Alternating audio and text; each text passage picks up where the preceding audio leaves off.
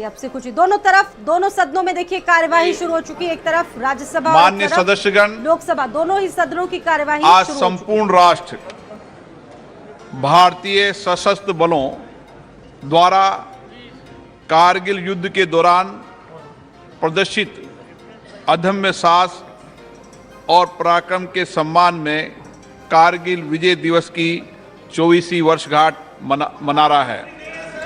इस अवसर पर हम अपने सशस्त्र बलों की वीरता, संकल्प शक्ति और प्रतिबद्धता को नमन करते हैं, जिन्होंने कारगिल के प्रतिकूल मौसम और दुर्गम इलाके में असाधारण वीरता का परिचय देते हुए विजय प्राप्त की है। ये सभा कारगिल युद्ध में शहीद हुए सशस्त्र बलों के सैनिकों के सर्वोच्च बलिदान के लिए उन्हें नमन करती है और उनके परिवारों के प्रति अपनी गहरी संवेदनाएं व्यक्त करती है। अब ये सभा उन सभी वीर सैनिकों की याद में कुछ देर मौन रहेगी जो हमारे राष्ट्र की एकता और अखंडता को अक्षुण्ण बनाए रखने के लिए वीर गति को प्राप्त हुए हैं।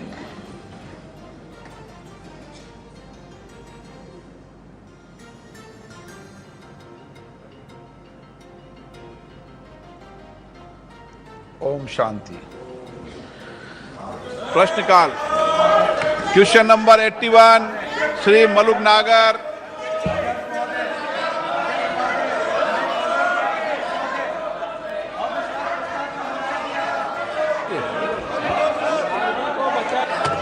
आप समझदार हैं, अनुभवी नेता हैं, 12 बजे लिया जाता है उसको। प्रश्न नंबर 81 के संसद में किस तरीके की बात करते हैं, आप समझाइए अपने सदस्यों को। नो गलत तरीका। क्वेश्चन नंबर 81 श्री मलुक नागर। मंत्री जी, प्रश्न नंबर 81 माननीय मंत्री जी, सभा पटल पर जवाब रख दिया गया है। मलुक जी। सब मैं आज एक जो पहला प्रश्न लगा है उसमें मणिपुर से ऑटोमेटिक जुड़ जाता है और ये लोग मणिपुर के बारे में चर्चा नहीं चाहते क्या? जो जूट की खेती है वो मणिपुर में भी होती है, उड़ीसा में भी होती है, बिहार में भी होती है। तो मैं मंत्री जी से जानना चाहता हूं, जो एक्सपोर्ट होकर के पैसा देश में आया उसमें से कितना पैसा किसानों को दिया जा रहा है इंसेंटिव के रूप में? और दूसरा, सरकार क्या कर रही है जो जूट की खेती नई टेक्निक से पूरे देश में, पश्चिमी उत्तर प्रदेश में भी जो ज्यादा बढ़ाई जा सके? आज का दिन हम सबके लिए भी बहुत गौरवान्वित है क्योंकि आज ITPO का जो विश्व स्तर का जो एक एग्जीबिशन सेंटर का आज ओपनिंग करने प्रधानमंत्री जी गए थे और प्रधानमंत्री जी ने जिस तरह से ग्लोबल इमेज को ध्यान में रखते हुए आत्मनिर्भर भारत की ओर बढ़ते हुए हम सब ने कर्तव्य काल का निर्माण किया है और इस कर्तव्य काल में टेक्सटाइल इंडस्ट्री में सबसे बड़ा योगदान जूट का भी रहा है। मैं आपके माध्यम से बताना चाहती हूं कि जो किसानों की बात ये कर रहे हैं, कल सबसे बड़ा किसानों के सम्मान निधि के रूप में प्रधानमंत्री जी डायरेक्ट बेनिफिट ट्रांसफर से उसके अकाउंट में जो पैसा जमा करने वाले हैं, इसमें इस बार MSP के माध्यम से जूट किसानों को 5,000 से ज़्यादा की राशि ये तय की गई है। और इसके साथ में जो एक्सपोर्ट निर्यात की बात कर रही है, आज जो एग्जीबिशन सेंटर बना है जूट रिलेटेड, जो ग्लोबल इमेज में जूट का आगे बढ़ने के लिए जो टेक्निकल टेक्सटाइल का यूज़ हो या उनसे जुड़ी हुई जो चीज़ बनती है उनके प्रमोशन के लिए ट्रेनिंग सेंटर से लेके उनकी खेती में कैसे बदलाव आए, किस तरह से नई टेक्निक से खेती हो जाए। मैं एक बात ध्यान में लाना चाहती हूँ कि ऐसी कोई भी जो चीज़ होती है इसमें राज्य सरकार का सहयोग चाहिए और उन्होंने जिस तरह से बताया है सबसे ज़्यादा जूट मिल है वेस्ट बंगाल में और वेस्ट बंगाल की जितनी भी मिलें हैं उनको सरकार ने प्रोक्योर करके जो हमारी चीनी और हमारी पेड़ी के लिए जो हमने जो जूट बैग है उनको सिक्योर नहीं किया होता तो ये लोग इस तरह से आगे नहीं बढ़ पाते। लेकिन इसमें भी ये परेशानी है कि उनको जो सरकार के सहयोग मिलते उनके जो सहयोग मिलता है, लेकिन उन्होंने अपनी टेक्नोलॉजी को अपग्रेड नहीं किया, ना तो नई मिल को अपग्रेड किया, ना ही तो टेक्नोलॉजी करी, कैसे गोल्डन प्रकार का जूट बन जाए उसके लिए सोचा गया। तो इसमें हमें सीड से लेकर उनके कैसे 1 हेक्टर के अंदर सबसे ज़्यादा उसकी खेती हो जाए, उसकी ट्रेनिंग हो जाए, उसके मार्केट लिंकेज हो जाए और मार्केट लिंकेज के साथ में एक्सपोर्ट तक की चीज़ें सरकार ने इसी योजना के माध्यम से बनाई है।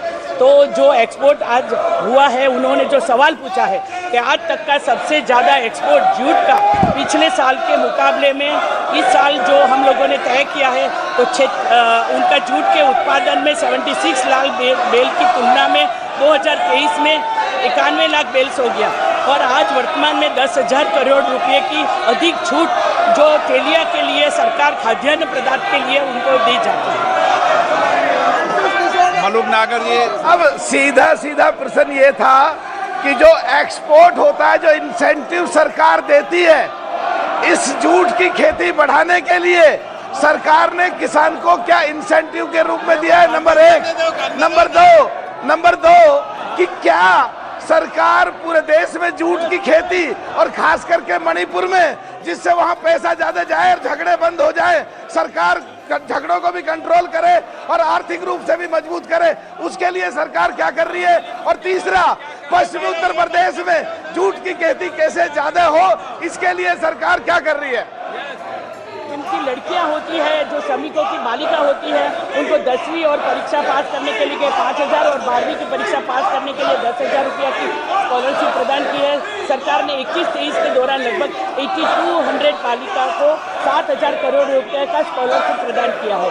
इसके अलावा टेक्निकल टेक्सटाइल के लिए, जियो टेक्सटाइल के लिए जो ज़्यादातर नॉर्थ ईस्ट में उसका उपयोग होता है, उसको बढ़ावा देने के लिए भी हम लोगों ने बहुत सारे इंसेंटिव लिए हैं।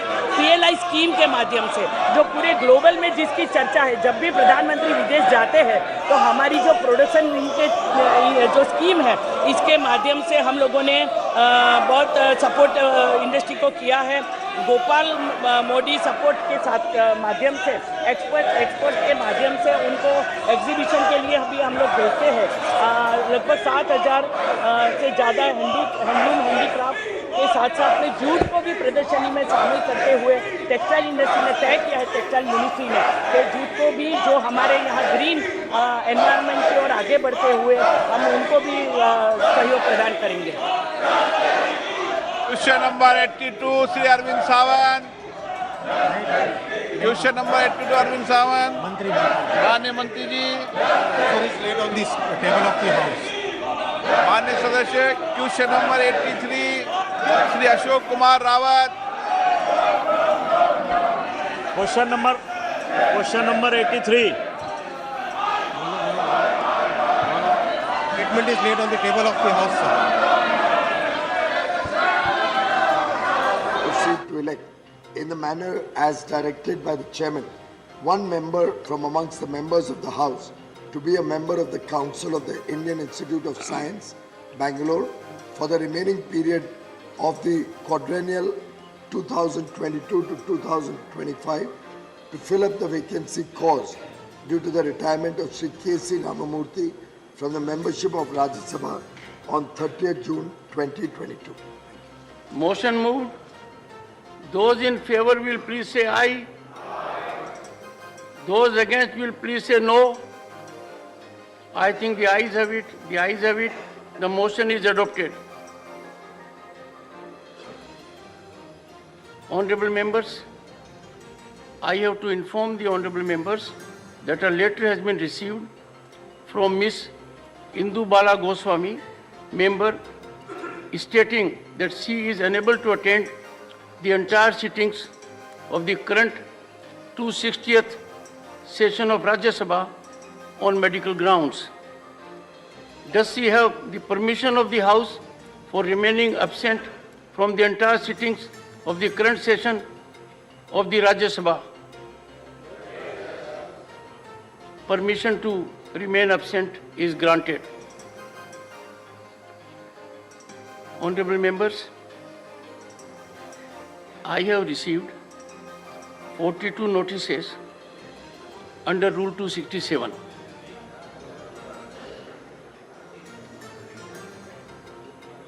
The notices emanate from following members: Shri Pramod Tiwari, Shri, I am taking only names, response thereto may not be required.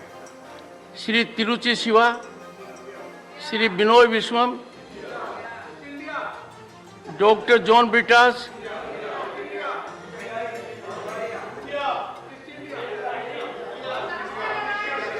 please,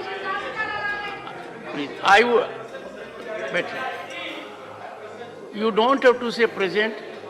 I am giving information to the House. No, let us please be little serious about it. These are important notices. I am just reading out names so that the nation comes to know that these are the honorable members who feel concerned on a particular issue. Now, if we convert it into a scene which becomes non-serious, we don't send a right signal. Shri Malika,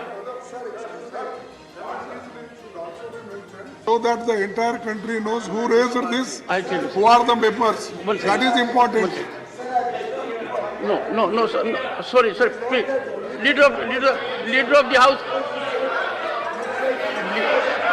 Leader of the House, please. Understand the rules. They don't know that the motion is already accepted under 176. So the nation is coming to know their ignorance. Concern is of everybody. Honorable members, as a matter of fact, two very important issues were raised by Derek O'Brien. One was precedence has to be given to this rule over 176. He was the first one to take exception why party of a member was being indicated. I studied the entire situation right from the beginning. Practice of parliament has been that a member of parliament represents the entire country and his party's name does not appear even when we have official documentation of proceedings. So from that perspective, what the leader of the opposition has said perhaps may not be in conformity with the practice we have had all throughout. There was a lapse at my end, an occasion for me to put things in proper perspective. Dr. Shantanu Sen, Shri Mohammad Nadimul Haq.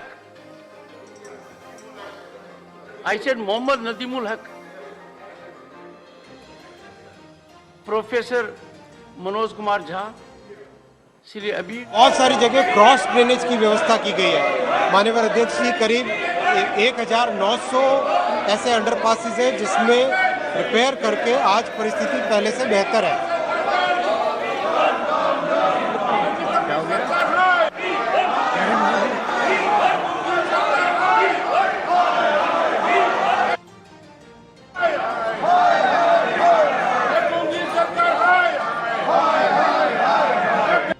सदस्यगण, आप चर्चा नहीं करना चाहते, मणिपुर पर आप चर्चा नहीं कर